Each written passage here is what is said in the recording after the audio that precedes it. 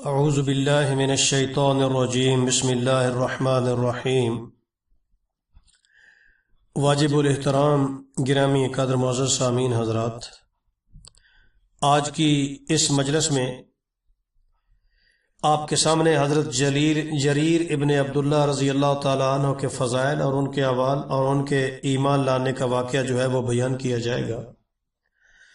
حضرت جریر ابن عبداللہ رضی اللہ تعالیٰ عنہ اگرچہ بہت تاخیر سے اسلام لائے، لیکن ان کا شمار اعیان صحابہ میں ہوتا ہے۔ یہ اپنی قوم کے سردار تھے۔ ان کے مدینہ طیبہ حاضر ہونے سے پہلے ہی نبی کریم صلی اللہ تعالیٰ علیہ وسلم نے ان کی آمد کی اطلاع دے دی تھی۔ ان کے ایمان لانے کے واقعے سے بھی ان کی عظمت اور جلالت کا پتہ چلتا ہے۔ یہ جب مسجد نبی میں حاضر ہوئے، اس وقت نبی کریم صلی اللہ تعالیٰ علیہ وسلم خطبہ ارشاد فرما رہے تھے اور مسجد بھری ہوئی تھی اور ان کو بیٹھنے کے لیے جگہ نہیں ملی۔ نبی کریم صلی اللہ تعالیٰ علیہ وسلم نے ان کے لیے اپنی چادر مبارک بچھا دی اور فرمایا کہ اس پر بیٹھو۔ انہوں نے وہ چادر اٹھا کر اپنے سینے سے لگا لی اور عرض کی کہ اکرمک اللہ کما اکرمتنی یا رسول اللہ، اے اللہ کے محبوب، جس طرح آپ نے مجھے اکرام اور اعزاز بخشا ہے، اسی طرح اللہ رب العزت آپ کو اکرام اور اعزاز سے نوازے ہیں۔ آپ صلی اللہ تعالیٰ علیہ وسلم نے ان سے چادر پر بیٹھنے کے لیے اصرار فرمایا اور یہ بھی ارشاد فرمایا کہ اشہد انک لا تبغی علوا فی الارض ولا فسادا، اے جریر میں گواہی دیتا ہوں کہ تم زمین میں نہ برتری کے طالب ہو اور نہ ہی فساد کرنا چاہتے ہو۔ اسی مجلس میں حضرت جریر ابن عبداللہ رضی اللہ تعالیٰ عنہ اسلام لے آئے۔ اس واقعے کی بعض روایات میں یہ بھی ذکر ہے کہ صحابہ اکرام نے آپ صلی اللہ تعالیٰ علیہ وسلم کے اس غیر معمولی اکرام کے متعلق آپ صلی اللہ تعالیٰ علیہ وسلم سے عرض بھی کی، تو آپ صلی اللہ تعالیٰ علیہ وسلم نے ارشاد فرمایا کہ اذا اتاکم کریم قوم فاکرموہ، جب کسی قوم کا سردار تمہارے پاس آئے تو تمہیں چاہیے کہ اس کا اکرام کریں۔ بعد میں نبی کریم صلی اللہ تعالیٰ علیہ وسلم کا طرز عمل ان کے اکرام اور اعزاز ہی کا رہا۔ خود حضرت جریر ابن عبداللہ رضی اللہ تعالیٰ عنہ فرماتے ہیں کہ ما حجبنی رسول اللہ صلی اللہ تعالیٰ علیہ وسلم منذ اسلمت ولا رآنی الا تبسم۔ اسلام لانے کے بعد جب بھی میں حاضر خدمت ہوتا، آپ صلی اللہ تعالیٰ علیہ وسلم مجھے اندر آنے کی اجازت عطا فرما دیتے اور آپ صلی اللہ تعالیٰ علیہ وسلم جب بھی مجھے دیکھتے تو ہمیشہ تبسم فرماتے تھے۔ فرماتے ہیں کہ زمانہ جاہلیت میں اہل یمن نے اپنے یہاں ایک نقلی کعبہ بنا لیا تھا جس کا نام ذوالخلصہ تھا۔ اس کو لوگ کعبہ یمانیہ بھی کہتے تھے۔ اس میں کچھ بت رکھ دیے تھے جن کی پوجا کرتے تھے۔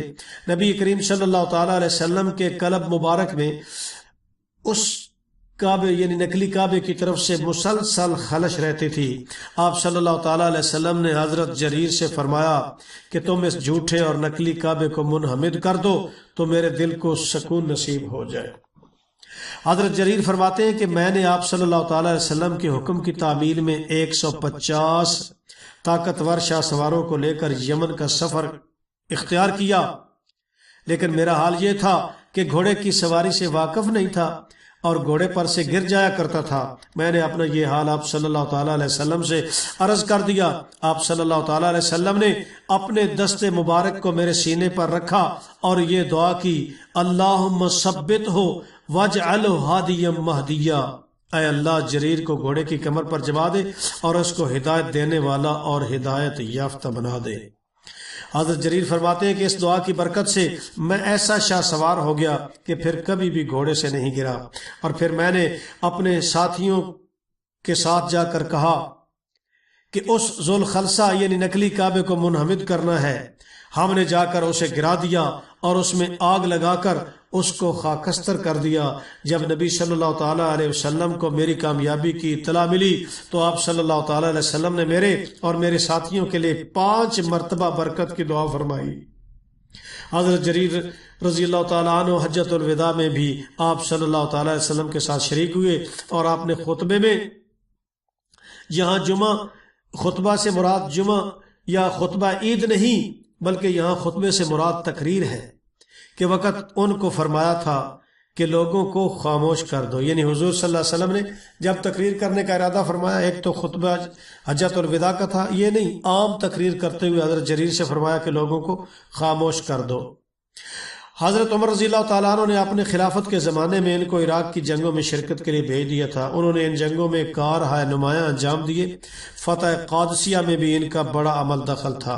ان جنگوں سے فارغ ہو کر وہ کوفہ میں ہی قیام پذیر ہو گئے اور وہیں ان کی وفات ہوئی. حضرت جریر رضی اللہ تعالیٰ عنہ کو اہل مدینہ خصوصاً انصاری صحابہ اکرام سے بڑی محبت تھی. حضرت انس رضی اللہ تعالیٰ فرماتے ہیں کہ ایک سفر میں اور حضرت جریر ساتھ تھے اور راستے میں وہ میری خدمت کرتے تھے. میرے منع کرنے کے باوجود بھی فرماتے تھے کہ میں نے حضرات انصار صحابہ اکرام کا جو طرز عمل نبی کریم صلی اللہ تعالیٰ علیہ وسلم کے ساتھ دیکھا ہے، اس کے بعد سے میں نے قسم کھا لی ہے کہ جب بھی مجھے کسی انصاری صحابی کی صحبت کا موقع نصیب ہوگا تو میں ان کی خدمت ضرور کروں گا. صحیح مسلم شریف میں اس روایت کے راوی محمد بن مسنہ اور محمد بن بشار سے روایت نقل کرنے کے بعد یہ بھی ذکر ہے کہ حضرت جریر رضی اللہ تعالیٰ عنہ حضرت انس رضی اللہ تعالیٰ عنہ سے عمر میں بڑے تھے، پھر بھی ان کی خدمت کرتے تھے. باطنی کمالات کے ساتھ اللہ تعالیٰ نے ان کو ظاہری حسن سے بھی بہت نوازا تھا. سبحان اللہ سبحان اللہ. وہ انتہائی حسین و جمیل تھے. حضرت عمر رضی اللہ تعالیٰ عنہ ان کو فرماتے تھے کہ یوسف حاذہ الامہ، یہ اس امت کا یوسف ہے. جس طرح اس وقت حضرت یوسف علیہ السلام حسین اور جمیل تھے، اسی طرح آج حضرت جریر ابن عبداللہ رضی اللہ تعالیٰ عنہ جو ہیں وہ یوسف ثانی ہیں، حضرت یوسف علیہ السلام کی طرح حسین و جمیل ہیں. سبحان اللہ. اللہ تعالیٰ کے کیسے بندے ہیں. خوبصورتی بھی عطا فرمائی، ایمان کی دولت بھی نصیب ہو گئی، حضور صلی اللہ تعالیٰ علیہ وسلم کا قرب بھی نصیب ہوا، حضور صلی اللہ تعالیٰ علیہ وسلم کی مجلس بھی نصیب ہوئی، حضور صلی اللہ تعالیٰ علیہ وسلم کی زبان اقدس سے 5 مرتبہ برکت کی دعا بھی نصیب ہو گئی. سبحان اللہ. اللہ رب العزت ہمیں صحابہ اکرام کی صحیح محبت جو ہے صحابہ اکرام سے وہ ہمارے دلوں میں ڈال دے. اس لیے کہ حضور صلی اللہ تعالیٰ علیہ وسلم نے ارشاد فرمایا ہے کہ اصحابی کالنجوم، میرے صحابہ ستاروں کی مانند ہیں. بِأَيِّهِمْ اقْتَدَيْتُمْ اهْتَدَيْتُمْ إِلَى الْهُدَىٰ، جس کے بھی نقش قدم پر چلو گے وہ تمہیں ہدایت پہنچا دیں گے. اور ایک جگہ پر ارشاد فرمایا کہ فَبِحُبِّي أَحَبَّهُمْ، میری محبت کی وجہ سے میرے صحابہ سے محبت کرو. تو ہم تو نبی صلی اللہ تعالیٰ علیہ وسلم سے بھی محبت کرتے ہیں، حضور صلی اللہ تعالیٰ علیہ وسلم کے صحابہ سے بھی محبت کرتے ہیں، اور حضور صلی اللہ تعالیٰ علیہ وسلم کے صحابہ، آگے تابعین، تابعین، ان کے نقش قدم پر چلنے والے جتنے اہل ایمان ہیں سب سے محبت کرنا ہمارے ایمان کا تقاضا ہے، ایمان کا حصہ ہے. ہمیں چاہیے کہ تمام اہل ایمان سے محبت والا رشتہ قائم اور دائم رکھیں. دعا ہے اللہ رب العزت ان معروضات کو سمجھنے اور صحابہ اکرام کی صحیح طور پر قدر و منزلت کرنے کی ہمارے دلوں کے اندر پیدا فرما دیں. وآخر دعوانا ان الحمد للہ رب العالمین.